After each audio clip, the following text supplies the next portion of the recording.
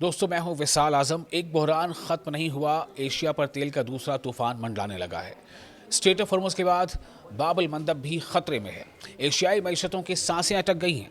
6 माह के अंदर एशिया को तवानाई के दूसरे बड़े बहरान का सामना हो सकता है। इस बार वजह है यमन के हौसी बागियों की जानिब से बाब अल मंदब स्ट्रेट में सऊदी तेल बरदार जहाज़ों को निशाना बनाने और उनके नक्ल हरकत रोकने की धमकी। बाब अल मंदब एक इंतहाई अहम समंदरी रास्ता है जो बहरे अहमर यानी लाल सागर को खलीज अदन से जोड़ता है। दुनिया के बड़े हिस्से का तेल इसी रास्ते से गुजरता है। अगर यहाँ रुकावट पैदा होती है तो इसका असर बराह रास्त यानी डायरेक्ट आलमी तवानाई मंडी और ख़ास तौर पर एशियाई ममालिक पर पड़ता है। जो एशिया के जो देश हैं उन पर ख़ास तौर से पड़ता है।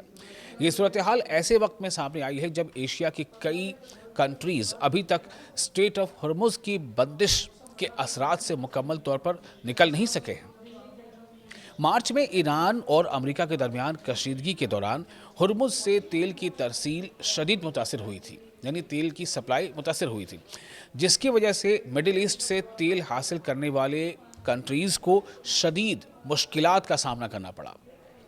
जापान, जनूबी कोरिया, फिलिपाइन और थाईलैंड जैसे देश अपनी तेल की ज़रूरियात का बड़ा हिस्सा मिडिल ईस्ट से पूरा करते हैं। बाज़ कंट्रीज़ की दरामदात में यानी इंपोर्ट में मिडिल ईस्ट के तेल का हिस्सा 90% तक है। इसी वजह से बाब अल मंदब में पैदा होने वाला नया ख़तरा इनके लिए तशवीश का बाइस है, चिंता का विषय है। हॉर्मुज़ की बंदिश के बाद सऊदी अरब ने अपने तेल की बरामदात का बड़ा हिस्सा यानी एक्सपोर्ट का बड़ा हिस्सा मुल्क के मशरक़ी साहिल ईस्टर्न कोस्ट से मगरबी साहिल पर वाक़े यंबा बंदरगाह मुंतकिल कर दिया था।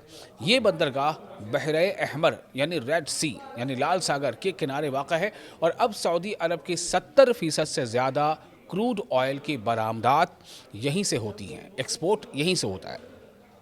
यही रास्ता चीन, भारत, जापान और जनूबी कोरिया जैसे बड़े ख़रीदारों के लिए एक अहम सहारा बन गया था। लेकिन अब हौसियों की धमकियों ने इसी मुतबादिल रास्ते को, इसी ऑल्टरनेट रूट को भी ख़तरे में डाल दिया है। हालिया दिनों में हौसियों ने बहरे अहमर यानी लाल सागर से निकलने वाले सऊदी तेल बरदार जहाज़ों को निशाना बनाया, जबकि सऊदी तेल के बुनियादी ढांचे पर भी हमले किए गए। इसके बाद इस रास्ते से गुजरने वाले जहाज़ों की तादाद में नुमायां कमी देखी जा रही है। सूरत हाल से निमटने के लिए बाज़ जापानी और जनूबी कोरियाई रिफाइनरियाँ मुतबादिल रास्तों पर गौर कर रही हैं। इनमें सुएज़ कैनाल के ज़रिए बहरे रोम और फिर अफ्रीका के गिर्द लंबा चक्कर लगाकर तेल लाने का ऑप्शन शामिल है। ताहम ये रास्ता ज़्यादा वक्त लेता है और इसकी लागत भी बहुत ज़्यादा है। दूसरी जानिब इंश्योरेंस कंपनियों ने भी ख़तरात बढ़ने के बाद जंगी रिस्क प्रीमियम में इजाफा कर दिया है। इत्तलात के मुताबिक एक हफ्ते के अंदर ये अखराजात तकरीबन 2 गुने हो गए, जिससे हर सफ़र की लागत में लाखों डॉलर का इजाफा हो सकता है।